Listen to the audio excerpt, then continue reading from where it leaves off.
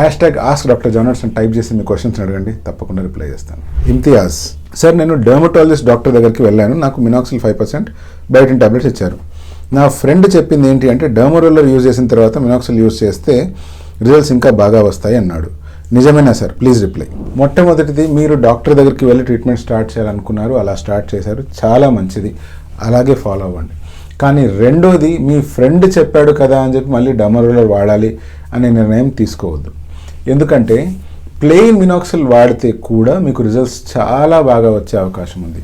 ఎప్పుడైతే స్కాల్ప్ చాలా రెసిస్టెంట్గా ఉంటుందో, ఎప్పుడైతే మీ స్కాల్ప్ కండిషన్కి డర్మరోలర్ అయితేనే రిజల్ట్ వస్తుందో అని మీ డాక్టర్ నిర్ధారిస్తారో అప్పుడే వాళ్ళు చెప్పినట్లు డర్మరోలర్ వాడడం మంచిది.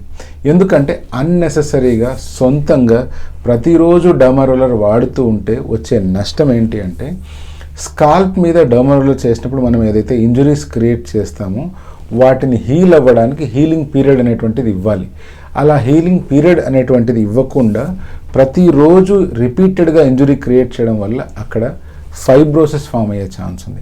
అలా చేస్తూ పోతే ఇమీడియట్గా కొంచెం బేబీ హెయిర్ కనిపించే అవకాశం ఎంతైనా ఉంది.